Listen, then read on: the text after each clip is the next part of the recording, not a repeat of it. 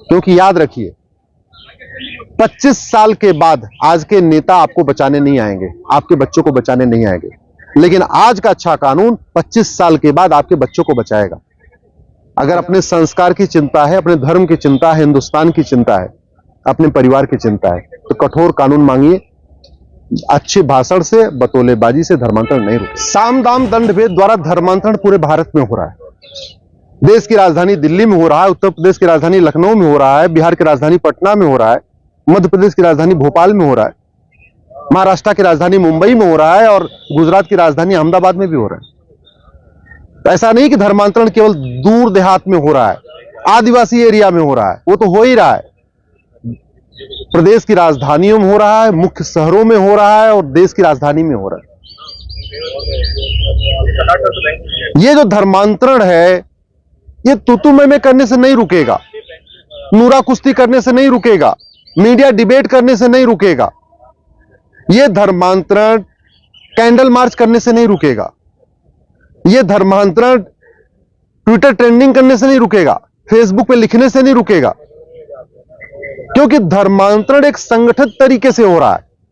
धर्मांतरण के जरिए हिंदुस्तान को बदलने की कोशिश हो रही है। यह धर्मांतरण राष्ट्रांतरण हो रहा है। धर्मांतरण के बाद शिक्षा बदलती है, सोच बदलती है, संस्कार बदलता है, जीवन पद्धति बदलती है, त्योहार बदलते हैं, सब कुछ बदल जाता है। लेकिन ये धर्मांतरण ऐसे नहीं रुकेगा।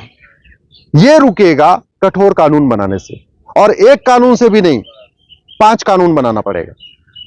सबसे पहले तो धर्मांतरण को राष्ट्रीय सुरक्षा के लिए खतरा घोषित करना पड़ेगा। सुप्रीम कोर्ट ने मेरी पीआईएल पे पिछले साल नवंबर में कहा था कि धर्मांतरण राष्ट्रीय सुरक्षा के लिए खतरा है। आप गूगल करना, बाकायदा सुप्रीम कोर्ट ने जस्टिस शाह की बेंच ने बोला था, नवंबर की बात है, शायद 14 नवंबर 2022 की बात है। सुप्रीम कोर्ट ने कहा था कि धर्मांतरण राष्ट्रीय सुरक्षा के लिए खतरा है, मेरी ही याचिका पे कहा था। जब धर्मांतरण राष्ट्रीय सुरक्षा के लिए खतरा, यह बात सुप्रीम कोर्ट कह चुका है, तो सरकारें धर्मांतरण कराने वालों के खिलाफ राष्ट्रीय सुरक्षा कानून क्यों नहीं लगा रही हैं? एक कानून है एनएसए, नेशनल सिक्योरिटी एक्ट, उसको हिंदी में कहते हैं राष्ट्रीय सुरक्षा कानून। जब सुप्रीम कोर्ट ने कह दिया धर्मांतरण राष्ट्रीय सुरक्षा के लिए खतरा है, फिर जहां जहां धर्मांतरण हो रहा है वो राज्य सरकारें धर्मांतरण कराने वालों के खिलाफ एनएसए क्यों नहीं लगा रही हैं? दूसरा, कुछ राज्यों में धर्मांतरण का कानून है, पूरे देश में है नहीं, जबकि धर्मांतरण राष्ट्रीय समस्या है। तो फिर इंडियन पिनल कोड में एक ऑफेंस रिलेटिंग टू कन्वर्जन क्यों नहीं जोड़ा जा रहा है? नया कानून बनाने की जरूरत नहीं है, अलग से क्या और नया कानून, क्योंकि हमारे पास कानूनों का पूरा मकड़ जाल है, बहुत कानून है, 6000 से ज्यादा कानून है, इसलिए मैं कह रहा हूं नया कानून नहीं बनाना।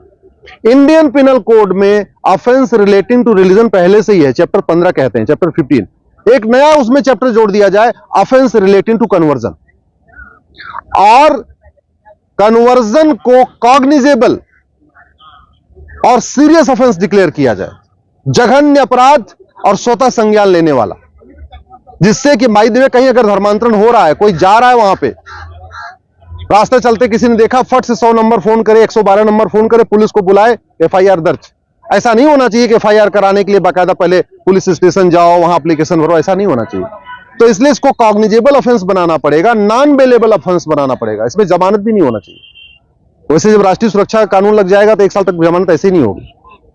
तो दूसरा क्या करना पड़ेगा? आईपीसी बदलना पड़ेगा। तीसरा, जल्दी से जल्दी पूरी सच्चाई समझ में पकड़ में आ जाए कि धर्मांतरण कराने वाला व्यक्ति अकेला है या पूरा कोई नेटवर्क है, इसकी फंडिंग कहां से आ रही है, पूरा कोई सिंडिकेट है, पूरा कोई गैंग है, जो भी है, पूरी की पूरी सच्चाई पता जल्दी से जल्दी हो, इसके लिए कानून बनाना पड़ेगा, नार्को पॉलीग्राफ ब्रेन मैपिंग कानून। नार्को पॉलीग्राफ ब्रेन मैपिंग, तीनों टेस्ट करने में 24 घंटा लगता है, यानी 24 घंटे के अंदर जो जिहादी धर्मांतरण करा रहा है या जो मिशनरी धर्मांतरण करा रही है, पूरा का पूरा सच उगल देगी कि इसके पीछे कौन कौन लोग हैं, फंडिंग करने वाला कौन है, कितना अब तक कर लिया, कितने लोगों का कन्वर्जन का टारगेट है, कितने लोगों का हो चुका, सारी की सारी सच्चाई समझ में आ जाएगी। चौथा, एफसीआरए कानून जो 2010 में कांग्रेस की सरकार ने बनाया था जिहादियों की फंडिंग के लिए, मिशनरियों की फंडिंग के लिए, उस कानून को खत्म करना पड़ेगा, हमें नहीं चाहिए।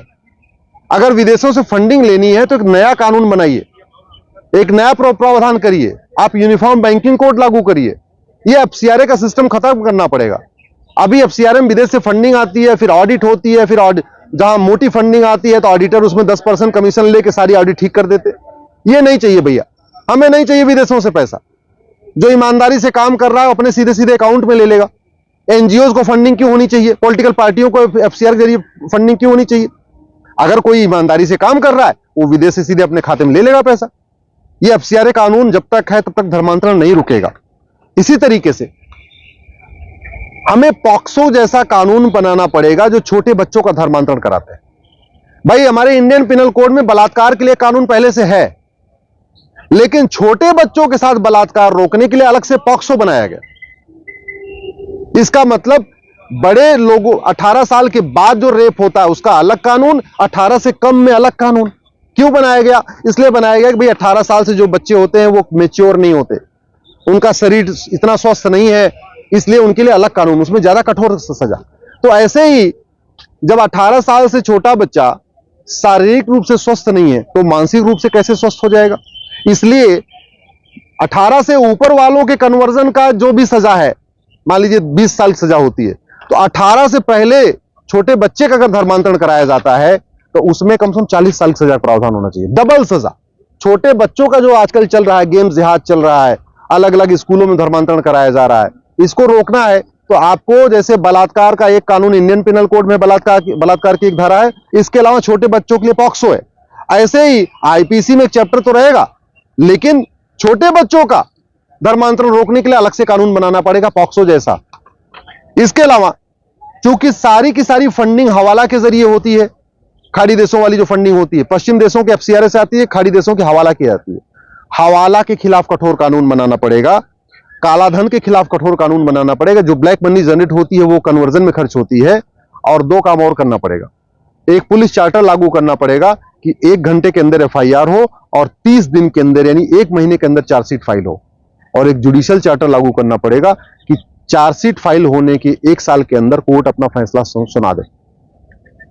जब ये प्रावधान होगा तब धर्मांतरण रुकेगा।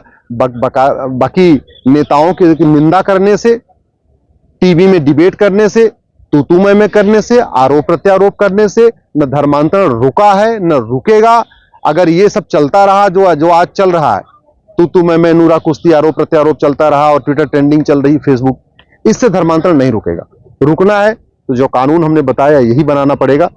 आप मेरी बात से सहमत है तो प्लीज अपने पसंदीदा नेताओं से कहिए कि वो कानून बनाए, क्योंकि याद रखिए 25 साल के बाद आज के नेता आपको बचाने नहीं आएंगे, आपके बच्चों को बचाने नहीं आएंगे, लेकिन आज का अच्छा कानून 25 साल के बाद आपके बच्चों को बचाएगा।